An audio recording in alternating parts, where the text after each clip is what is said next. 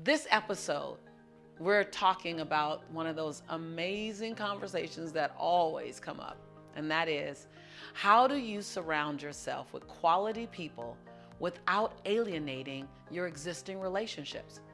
In short, how do I up-level in some ways while retaining the relationships that really matter to me as well? So my life has been a culmination of a ton of relationships, and I'm a keeper, meaning if I meet you, I want to keep you, right? I want to keep you in my life. And one of the biggest lessons I had to learn was that relationships have evolution.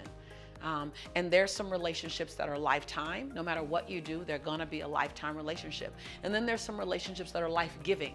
They're gonna be short, they'll be shorter, and some even short, but they're designed to let you know you're still in the game. They give you a critical piece of information, a critical piece of knowing. And it might not be a romantic relationship, it may be a friendship, it may be business, but it won't last forever. It won't even last a long time because it was designed to give you life.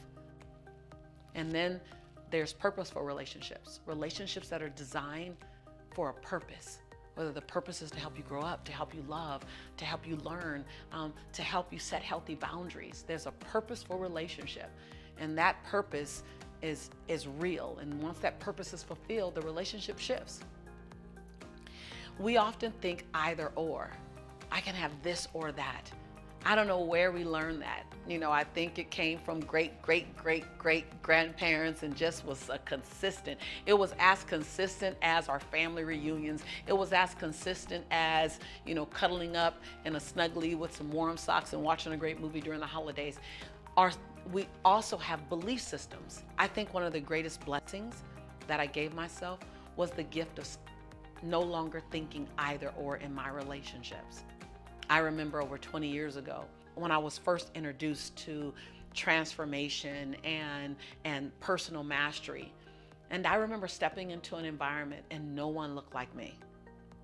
No one was my nationality, my culture, no one was even my gender, and no one was my age.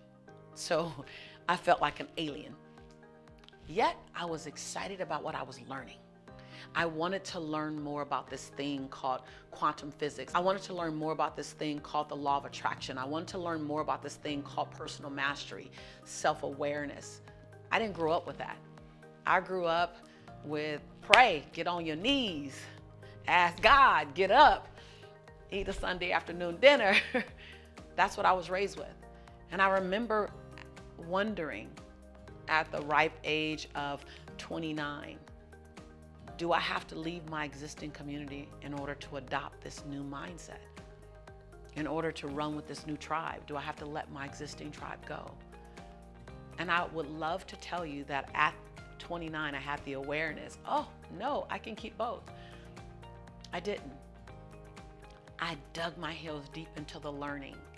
I dug my life deep into the evolution of my soul and my mind. And I can honestly say that the existing relationships that mattered so much to me, I just thought that they would stay there and that they would forever be there while I chose these new relationships in this new world.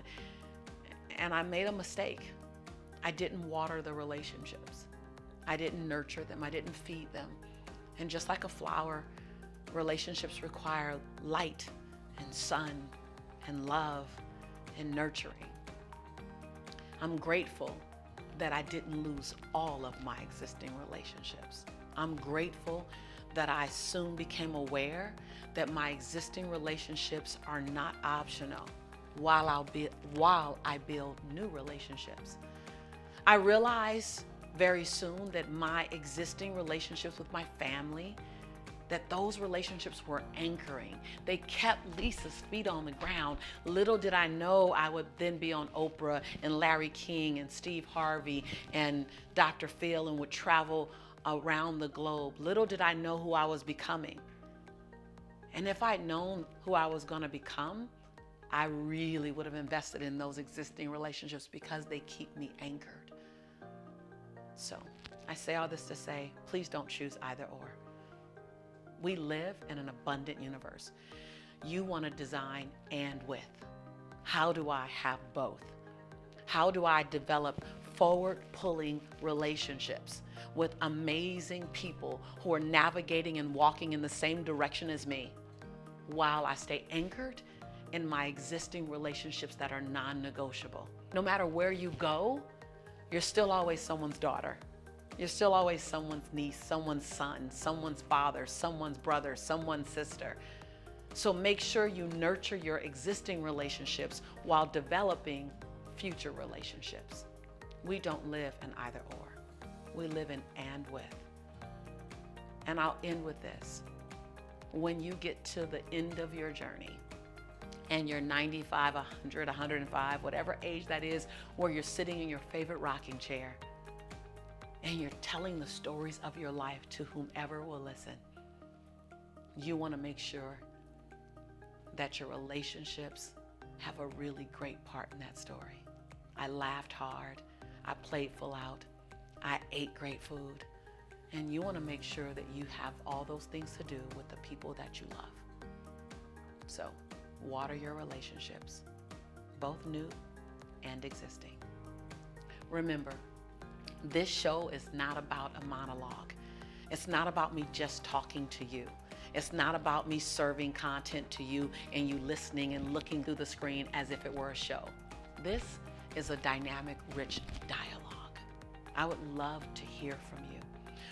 What was your biggest aha from this particular episode? What relationship have you allowed to kind of wither away on the vine that you know, OMG, I need to put some water on that, some sunshine on that?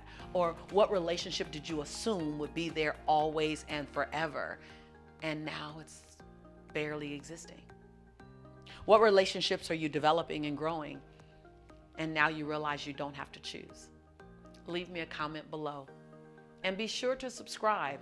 If you haven't subscribed by now, I have one question for you. What are you waiting on? You know this is your home. You know we are your tribe. And if you haven't figured it out by now, I'm your sister in prosperity and in possibility. And every time I say that I believe in you and I love you, it's because in my heart, I really do love you. And I believe in you. You're worth every single moment I stand in front of this camera. I cannot wait to see you real soon.